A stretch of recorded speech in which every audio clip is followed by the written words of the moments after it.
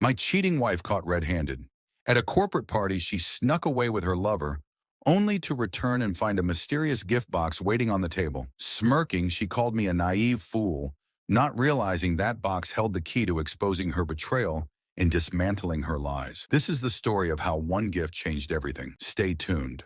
The annual gala hosted by Strathmore and Company was the epitome of luxury. Glittering chandeliers bathed the grand ballroom in golden light, and the soft notes of a live string quartet floated through the air. It was the kind of evening that celebrated success, the type of success I had spent my entire career building. Yet as I stood by the bar nursing a scotch, I felt a cold emptiness that not even the finest whiskey could warm. My wife, Evelyn, was across the room, captivating the crowd in her midnight blue gown that shimmered with every movement. Her laughter rang out, a melodic contrast to the quiet murmurs of the other guests. Everyone adored Evelyn.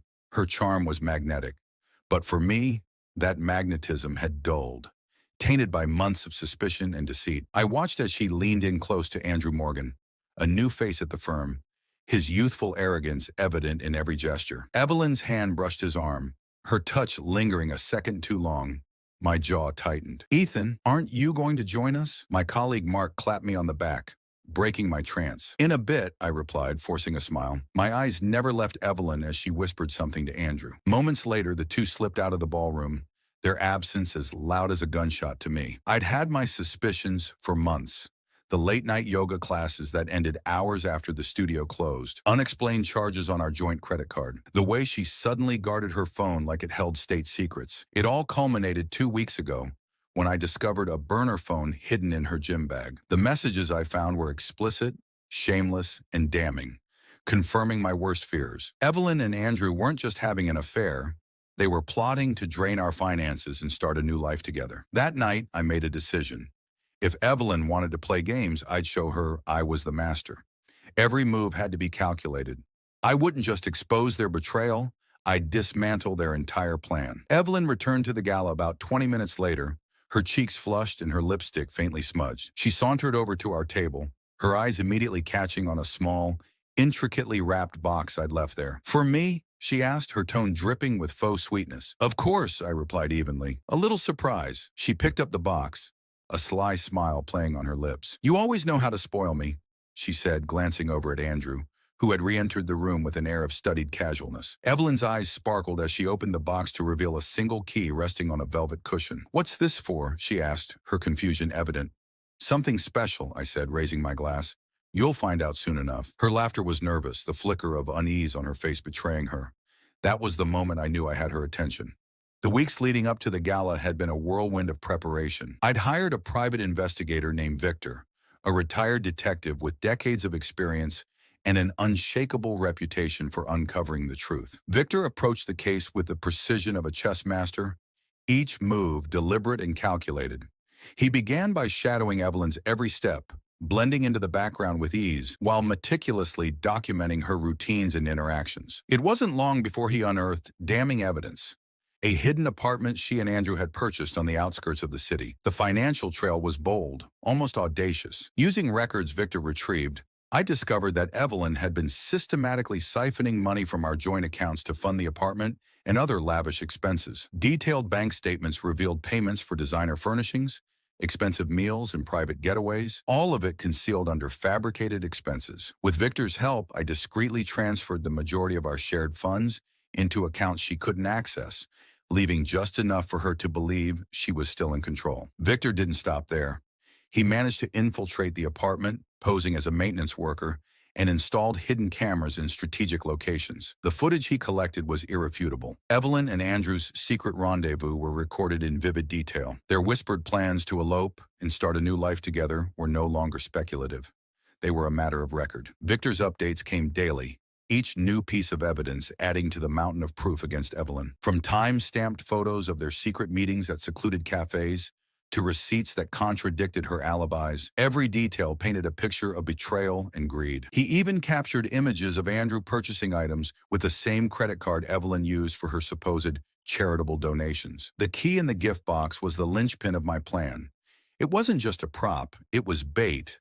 A calculated move to draw Evelyn deeper into her own web of deceit. The key led to the apartment, her supposed sanctuary, where every lie and betrayal would come crashing down under the weight of the evidence. By the time Victor had finished his investigation, I felt like a general standing before a battlefield, every piece perfectly aligned for the final move. Victor installed hidden cameras in the apartment, providing me with live feeds of their private escapades. Every kiss, every whispered plan, every betrayal was documented in high definition. But the key in the gift box? That was the linchpin. It would lead Evelyn straight to the trap I had so meticulously set.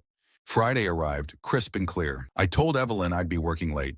She kissed me on the cheek, her usual excuse ready. "I'll just have a quiet night at home," she said, flashing a smile that no longer held any warmth. Instead of heading to the office, I parked a block away from the apartment.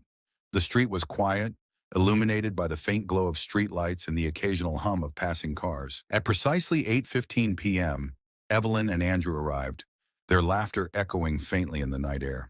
She clutched his arm as they approached the door, their familiarity and ease a bitter sight. They disappeared inside, blissfully unaware that their every move was being documented by the hidden cameras I'd carefully installed weeks prior. For nearly 2 hours, I sat in my car, watching the live feed on my phone. The apartment's cameras captured it all.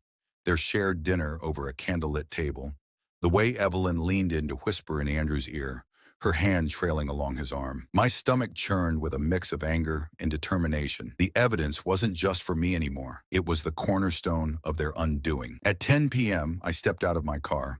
The cool night air felt sharp against my skin as I approached the apartment. My footsteps echoed down the empty hallway as I reached their door. I knocked twice, the sound reverberating like a judge's gavel. Inside, I heard hurried whispers and the shuffle of footsteps before Evelyn opened the door. Her face drained of color, her usual poise replaced with shock and fear. "Ethan," she stammered, her voice barely above a whisper. She instinctively moved to block the entrance, but I stepped forward, unyielding. Andrew appeared behind her, his earlier bravado now replaced with wide-eyed panic. He held a wine glass in one hand, his grip tightening as though it might offer some form of defense. "Good evening," I said, my tone calm but cutting. The air in the room felt heavy, charged with the weight of unspoken truths. I reached into my pocket and pulled out my phone. With a single tap, I brought the live footage to the screen. The scenes of their intimate dinner played out in real time, the damning evidence filling the silence between us. Evelyn's face crumpled as she realized what I had done. Tears welled in her eyes, but they felt hollow to me now. Another performance in a string of deceptions. Andrew's expression shifted from panic to outright fear. He set the glass down, his hands trembling as he took a step back. "Enjoying the apartment?" I asked coldly, my gaze shifting between them. "I hope it was worth it." My words hung in the air, sharp and unforgiving, as they both stood frozen, their illusions shattered before their eyes.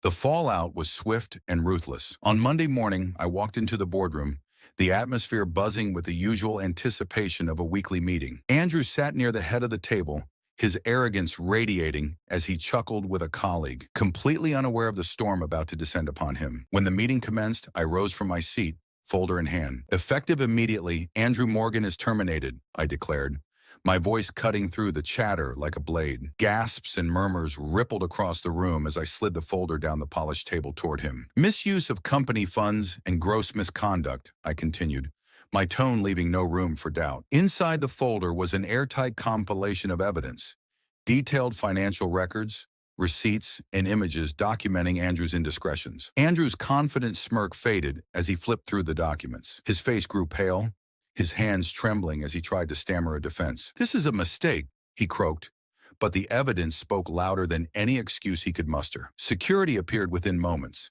their presence a silent confirmation of his downfall. They escorted him out under the stunned gaze of his colleagues, his pleas for reconsideration echoing down the hallway. For Evelyn, the consequences were far more personal and devastating. That same week, I filed for divorce, armed with an arsenal of proof that left no room for negotiation. In court, the financial audits and the video evidence from the apartment painted an irrefutable portrait of her betrayal. The judge's ruling was swift and severe. Evelyn walked away with nothing. Her once polished reputation crumbled overnight. Friends who had sung her praises now distanced themselves, unwilling to be associated with the scandal. Even her closest allies abandoned her, their loyalty vanishing as quickly as the facade she had worked so hard to maintain. The glamorous image she projected to the world was now replaced with whispers of disgrace and betrayal. Evelyn's desperation grew with each passing day. She tried to plead with me, showing up at my office unannounced, tears streaming down her face. "Ethan, I made a mistake," she sobbed, her voice cracking with emotion. "We can fix this." I looked at her, my gaze steady and unyielding. "The only mistake," I replied, my voice devoid of any warmth, "was thinking I wouldn't find out." My words hit her like a blow, and for the first time, she seemed to realize the full weight of her actions. In the weeks that followed, Evelyn attempted to rebuild, but the fallout was relentless. Invitations to events dried up, her social media accounts were flooded with whispers and judgment, and the world she had carefully curated seemed to collapse in on itself. Andrew, once her partner in crime, had disappeared, cutting all ties as he tried to salvage his own tarnished life. She was left utterly alone, a shadow of the vibrant woman she once pretended to be. Months passed, and life moved on. For the first time in years, I felt a sense of peace. My focus shifted to rebuilding my career at the Strathmore and Company, a place where my name was synonymous with success and integrity. The fallout of the scandal had sent shockwaves through the firm, but I used it as an opportunity to reinforce my standing and prove my resilience. My team grew stronger, my leadership more decisive, and for the first time in years, I felt the unshakable confidence that had propelled me to the top. One evening, I stood on the riverbank near the apartment, holding the key that had set everything in motion. It felt heavier now, not because of its size, but because of what it symbolized. With a flick of my wrist, I tossed it into the water, watching as it disappeared beneath the surface, swallowed by the current. The ripples it created seemed to echo the final chapters of a painful story. Revenge wasn't just about exposing the truth. It was about reclaiming my life, my power, and my sense of self. The echoes of betrayal no longer haunted me, and in their place was a renewed sense of purpose. Through the ashes of a broken marriage and shattered trust, I found something far more valuable than justice: freedom, and the clarity to move forward into a life I could truly call my own. That concludes this story. Let me know what you think about this, and put it in the comments. Make sure to consider watching the next unbelievable and captivating story. My cheating wife had led me to this moment, bat in hand, crouched behind the hedge, as I waited for her lover to arrive. The weight of betrayal burned hotter than the cold night air, every second dragging on as the headlights of his car approached. This wasn't just about revenge. It was about reclaiming the life I'd built, the dignity she'd shattered, and making him feel the pain I carried. Tonight, justice wasn't just a concept, it was personal. Shadows of betrayal. The chill of the night crept into my bones as I crouched behind the hedge, baseball bat in hand. The driveway stretched before me, bathed in faint moonlight. My grip tightened on the smooth handle, the weight a physical reminder of the rage simmering inside me. I wasn't a violent man, or at least I hadn't been before tonight, but betrayal has a way of changing a person. This wasn't just anger, it was justice. The sound of tires crunching on gravel pulled me from my thoughts. A sleek silver car rolled into the driveway, its headlights cutting through the darkness like a blade. My heartbeat thundered in my ears as the car door opened. This was it, my moment of reckoning. But to understand how I got here, you need to hear the whole story. 6 months ago, I would have laughed if someone told me my wife could betray me. Sophia and I had been married for over a decade. We were the perfect team. Or so I thought. She was a brilliant gallery director, moving in elite circles of the art world. I worked in tech, managing a successful team of engineers. Together, we built a life most people envied. But cracks began to show in our picture-perfect life. At first, it was the late nights at work. Sophia would breeze in hours after dinner, claiming the gallery needed her to oversee some last-minute installation. Then came the business trips, short, impromptu getaways to Paris or Rome for networking. I wanted to believe her. I really did. But the distance between us grew, and the doubts became impossible to ignore. One evening, everything changed. Sophia had left her phone on the counter while she showered. A message lit up the screen. "Can't wait to see you tonight." Same place as before? My chest tightened as I read those words. I knew deep down what they meant, but part of me refused to accept it. I needed proof. I started small, checking her emails and calendar when she wasn't home. A name kept appearing: Lucas. He was an art dealer, someone she claimed was just a colleague. But the private investigator I hired painted a very different picture. Photos, hotel receipts, even restaurant bookings. It was all there. My wife, the woman I had built a life with, was living a double life with Lucas. Anger burned through me, but it wasn't just rage. It was humiliation. Lucas wasn't just stealing my wife. He was invading my world, my sanctuary. He came to our home when I was at work, parked his car in my driveway, and made himself comfortable in the life I had built. The audacity of it made my blood boil. The night of the confrontation, I felt no hesitation. I waited in the shadows, baseball bat hidden behind my back, as Lucas's car pulled into the driveway. The headlights cut through the darkness, and my grip tightened. The engine stopped, and the car door creaked open. Lucas stepped out, his phone pressed to his ear, his confident smirk igniting the fury inside me. "Hey!" he started, but he didn't get the chance to finish. I stepped out of the shadows, the bat swinging with a force I didn't know I had. The impact sent him staggering, his phone clattering to the ground. "You thought you could just walk into my life and take what's mine?" I growled. He tried to back away, hands raised in a pathetic attempt to shield himself. But I was relentless. Another swing connected with his leg, dropping him to the ground. He writhed in pain, gasping for air as I loomed over him. "This is for every lie," I said, my voice cold. Every stolen moment. The final blow landed on his hand, the same hand he'd used to caress my wife. His scream echoed into the night. When it was over, I dropped the bat and stared down at him. He was broken, his confidence shattered. "Stay away from her. Stay away from me," I said, my voice low but firm. Then I turned and walked into the house, leaving him to crawl back to whatever hole he came from. Inside, the house was eerily quiet. Sophia sat on the couch, scrolling absent-mindedly on her phone. When I walked in, her head snapped up, her expression shifting from surprise to something unreadable. "You're home early," she said, her voice forced and casual. I tossed an envelope onto the coffee table, its contents spilling out. Photos of her and Lucas, receipts from their hotel trysts, and a printout of that damning text message. "What's this?" she asked, her voice trembling. "Open it," I said, my tone sharp. Her hands shook as she flipped through the evidence. The color drained from her face. "I can explain," she stammered. "Explain?" I said, my voice rising. "Explain how you lied to me? How you betrayed me over and over again?" Tears welled in her eyes, but they didn't soften my fury. She tried to blame her actions on loneliness, on my long hours at work, but I wasn't having it. "You didn't fall into another man's bed, Sophia.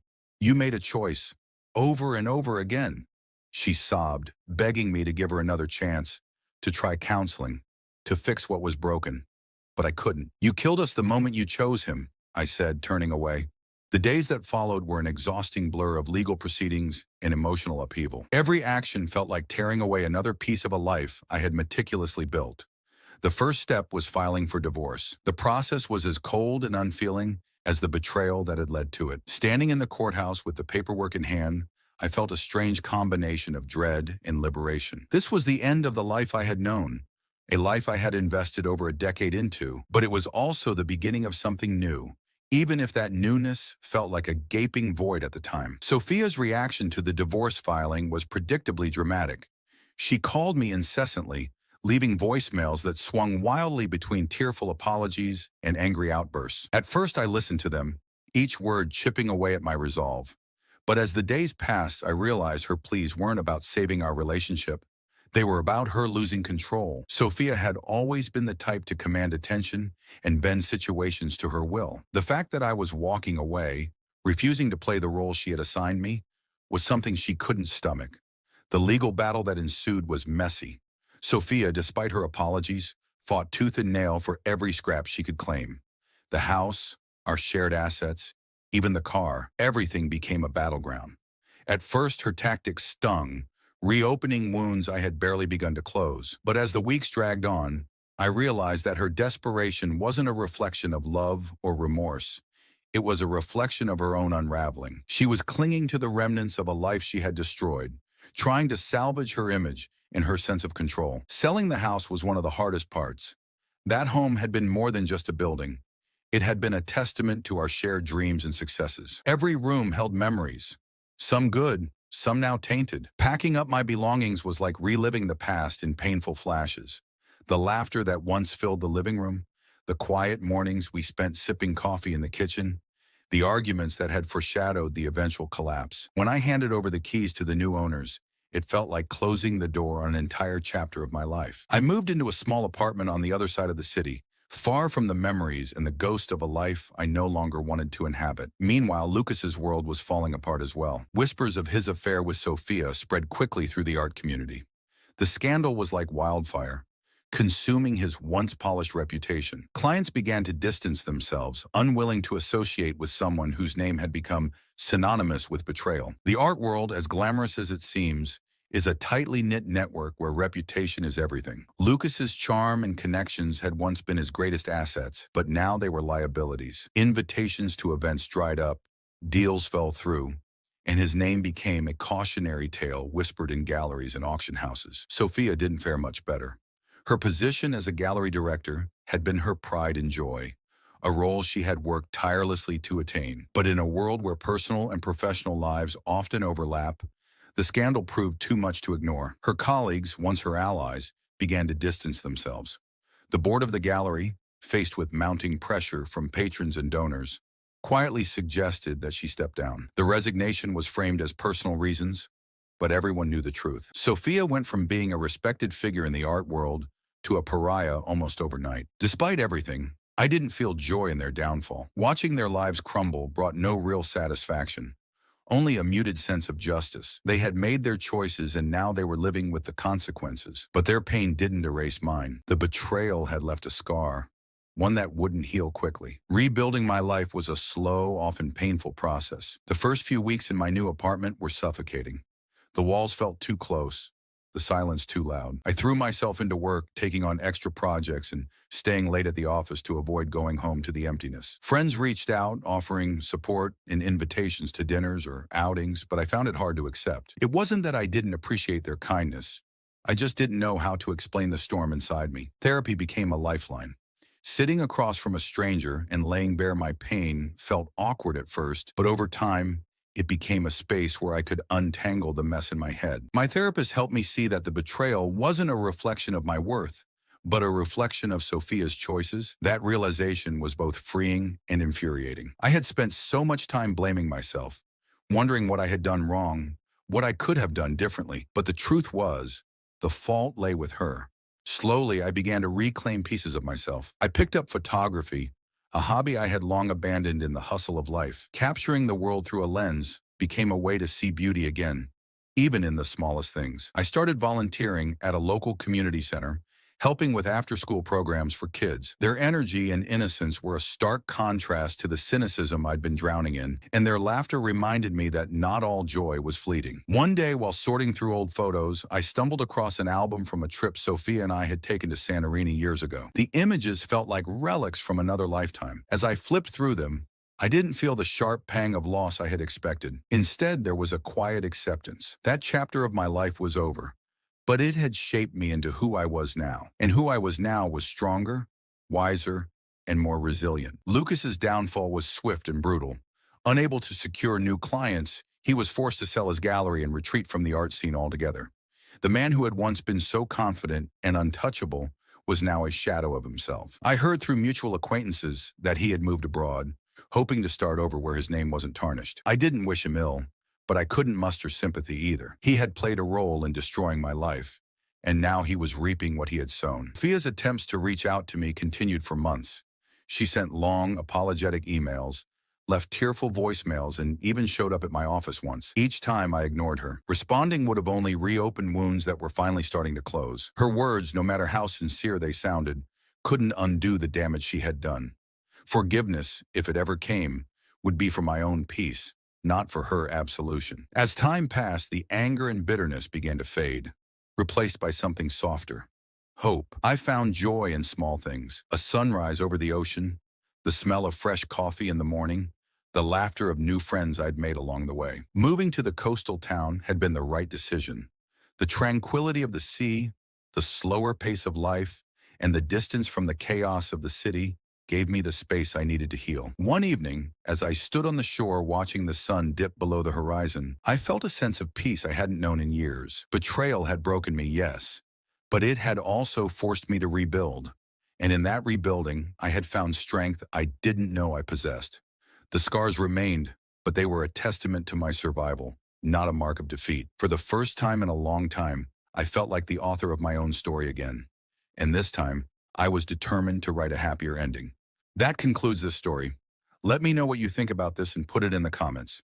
Make sure to consider watching the next unbelievable and captivating story. It all started with a note left casually on the kitchen counter, almost like it was waiting for me. At first glance, it seemed like nothing, just some odd message. But when I read it, Everything changed. Enjoy our neighbor while I'm gone. And her husband might even be intrigued to watch. Those weren't just words, they were a betrayal. Cold and deliberate. Amelia, my wife of 10 years, had just turned our entire life into a twisted game.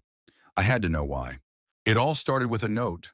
A simple, handwritten note that sat on the kitchen counter, waiting for me like a hidden bear trap in the woods. I hadn't noticed it at first, absorbed in my thoughts, until my hand brushed against the paper. At first glance, it seemed like nothing more than a casual message, but as my eyes slowly scanned the words, it felt as if the world around me came to a halt. My dear, enjoy our neighbor while I'm away. She won't mind, and her husband might even be intrigued to watch. I'll meet you at the hotel to talk about our future. Amelia, the words weren't just a betrayal, they were an act of cruelty, calculated and cold. Amelia, my wife for the past 10 years, had taken everything I knew about her, everything we had built together, and twisted it into something grotesque. I stood there frozen, the note still gripped tightly in my hand, as the sting of each word burned into my memory. I must have read it a dozen times, trying to make sense of what I was reading. Was this some kind of twisted joke? Was she testing me? I stood still in the middle of our kitchen, my coffee long gone cold in my hands,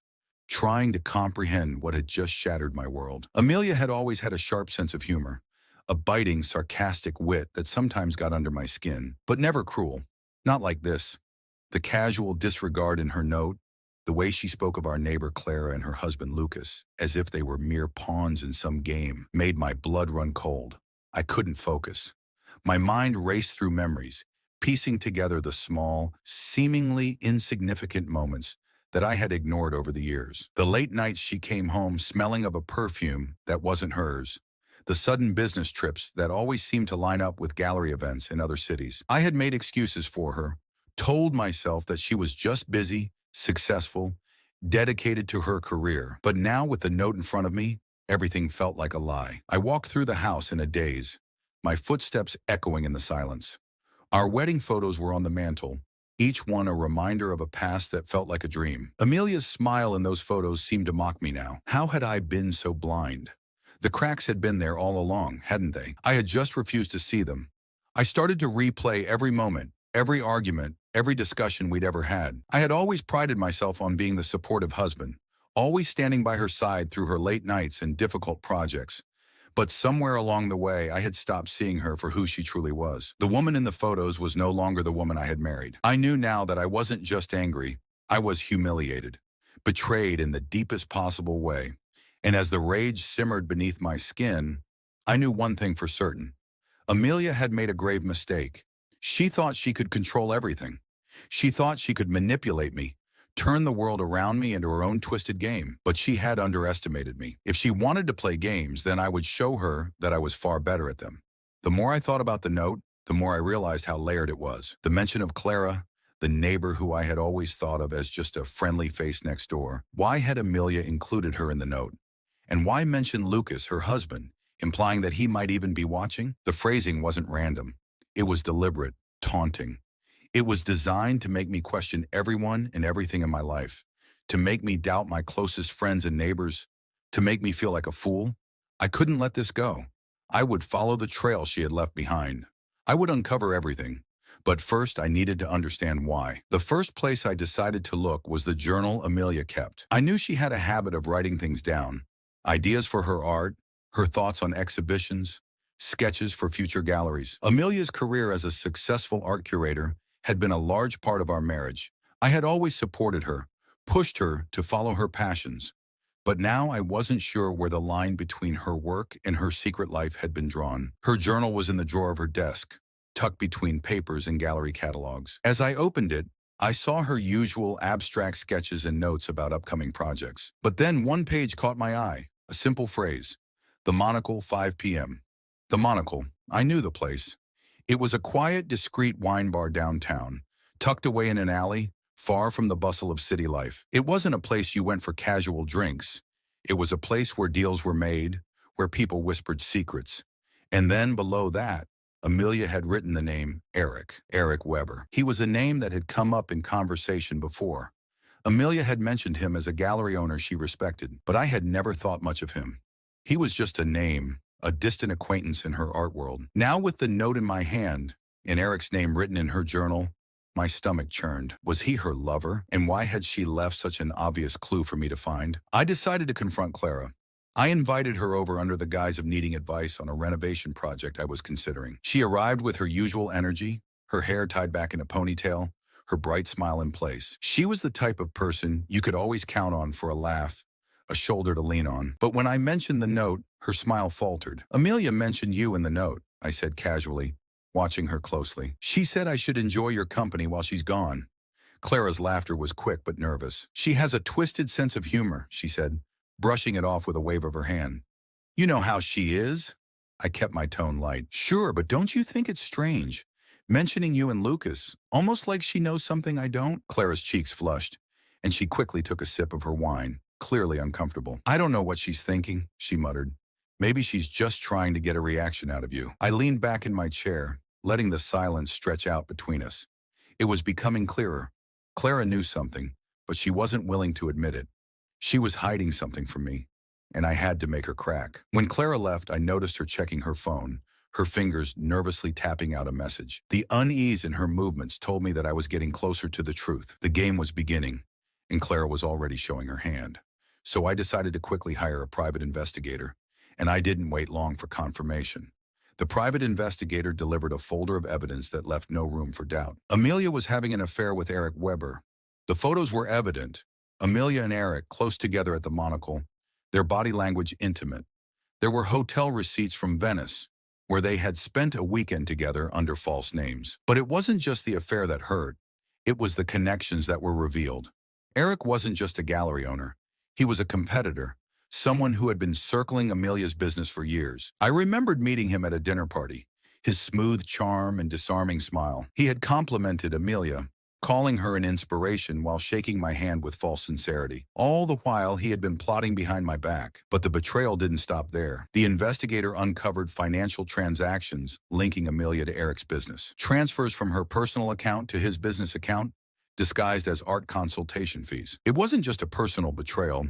It was professional. Amelia had been siphoning our money into his venture. That hurt even more than the affair itself. I felt like I was being robbed of more than just trust. My livelihood, my future, were all tied up in this tangled mess. The deeper we dug, the more damning the evidence became. Amelia's finances were a mess. Fraudulent charges, hidden transfers, and secret deals with Eric that weren't just personal. They were part of a larger scheme. Amelia and Eric were planning to open a pop-up gallery in Venice, one that would directly compete with Amelia's gallery in Zurich. They weren't just betraying me. They were using me as their stepping stone. But there was more. The investigator found emails between Amelia and Clara. One email stood out as it casually mentioned how clueless Lucas was, hinting that he wouldn't see it coming. Clara, it seemed, was involved in this betrayal from the start. I couldn't decide what angered me more, Amelia's betrayal, or the fact that she had dragged our neighbors into this web of lies. Lucas didn't deserve any of this, but Clara, she had made her choices, and I would make sure she faced the consequences. I needed to take control. I couldn't let her win. I had to expose the truth, and for that, I needed Lucas. Clara's husband had been oblivious to the affair, and it sickened me to think that he was being used in this twisted game. I reached out to him, sharing the evidence I had collected. At first, he didn't believe it, but when I showed him the emails, the photos, his expression shifted. The anger in his eyes mirrored my own. Together, we began to lay the groundwork. We leaked just enough information about Amelia and Eric to stir suspicion within her professional circle. Whispers of their dealings began to spread. Meanwhile, Lucas worked behind the scenes, planting doubts in Clara's mind. He hinted at his own discoveries without giving her the full picture. Her discomfort grew with every passing day. The trap was set. Next to the confrontation, the day of the final meeting arrived, and it felt like the calm before the storm. I had everything in place. Lucas, Sophie, the private investigator's evidence, and the carefully timed leak to Amelia's professional circle that would put her career in jeopardy. Amelia had arranged to meet me at the hotel, thinking it was a peaceful reconciliation, a moment where we would try to salvage what was left of our marriage. But what she didn't know was that the tables had turned. The lounge was quiet when I arrived.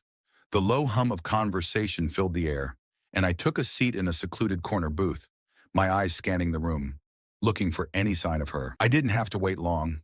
Sophie, Eric's other lover, was already there. Her eyes were cold, burning with righteous fury. She had agreed to help me confront Amelia, and I could see the fire in her eyes. It was as if she had been waiting for this moment as long as I had. Lucas was at the bar, nursing a drink.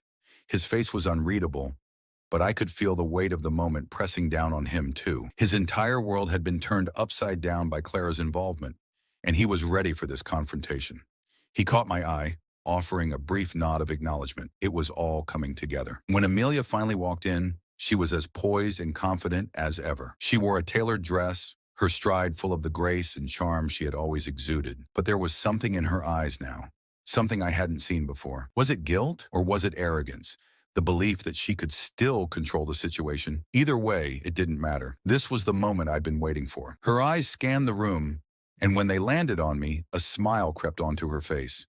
It wasn't warm, the smile of a wife greeting her husband. No, this was a calculated smile, one that was meant to make me feel like I had no choice but to accept whatever she threw at me. She slid into the booth across from me, her eyes meeting mine with that same smug expression. "You're early," she said, her voice cool. "I wasn't sure you'd come." "I gave you a lot to think about," I replied evenly, refusing to let her control the situation.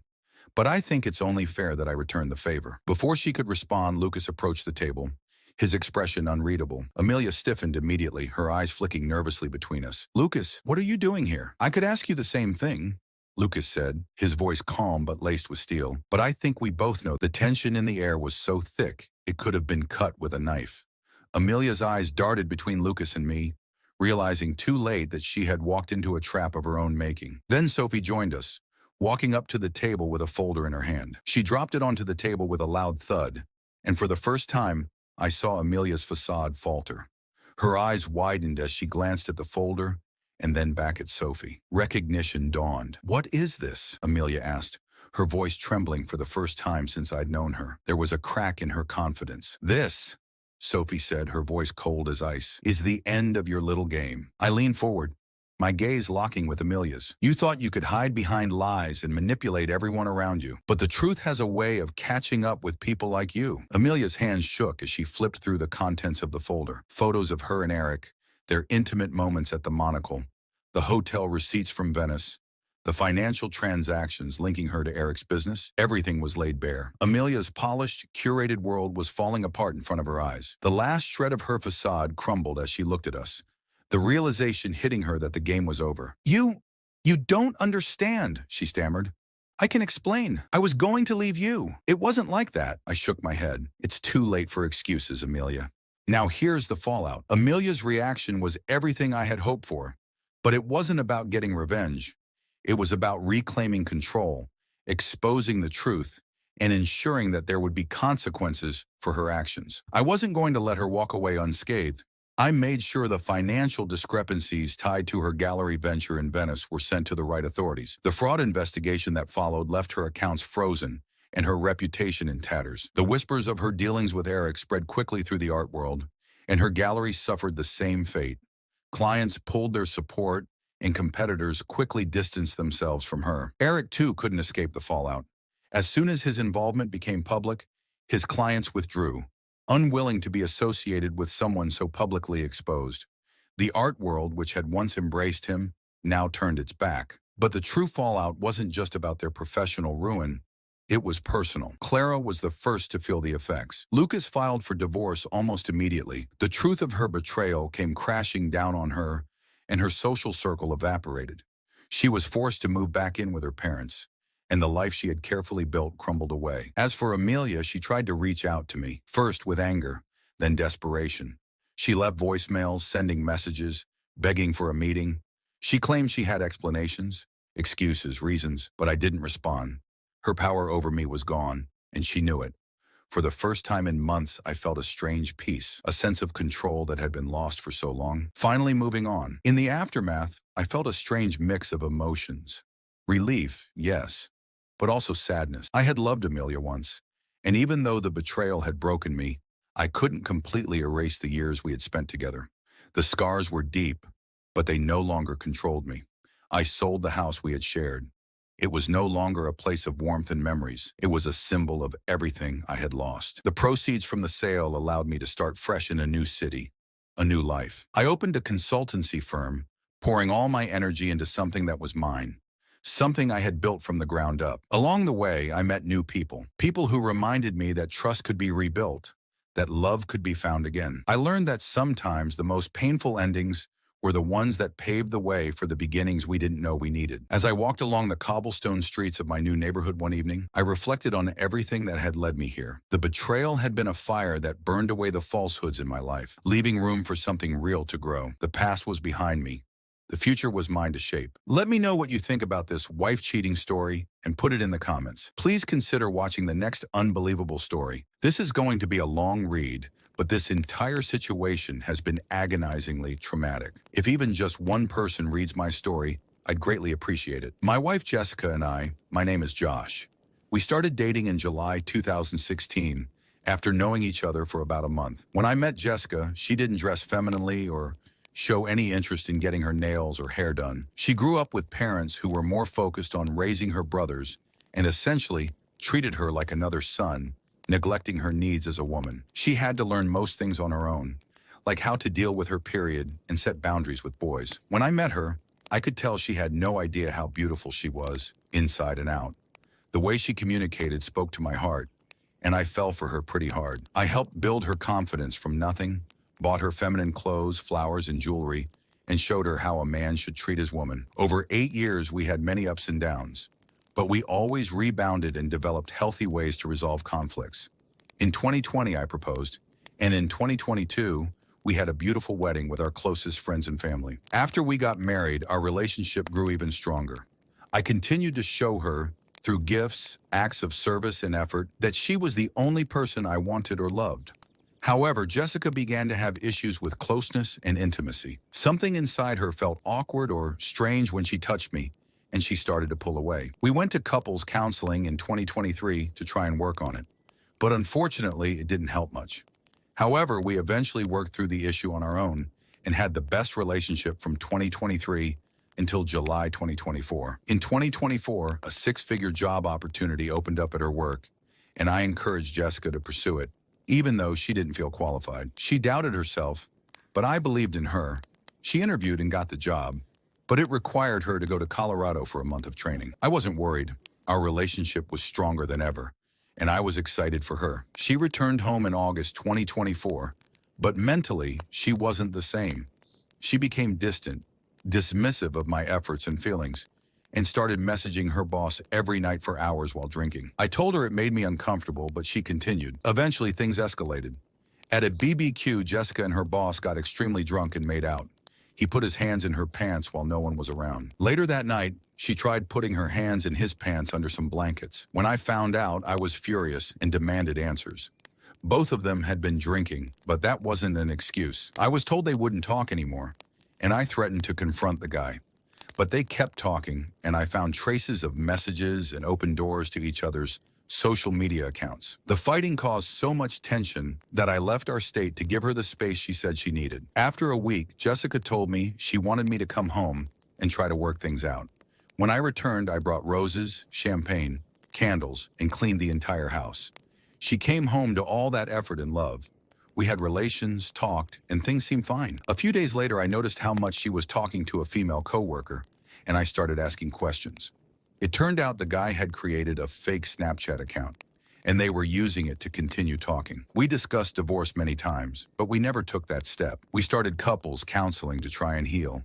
I missed Halloween with her, my favorite holiday, because she sent me away, but I was hopeful for Thanksgiving. She had to work on the actual day, but she had Black Friday off. I was preparing a mini Thanksgiving for us, but she miraculously got called into work. That was the breaking point. I noticed her location was far from work and realized I'd been deceived. She was out on a date with him.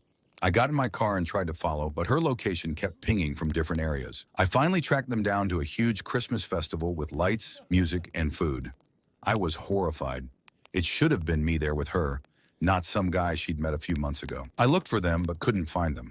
I realized that if I did, I'd end up in jail because if I got my hands on him, I would have killed him. So I went home. I confronted her and told her I knew. She came home, and we decided on divorce.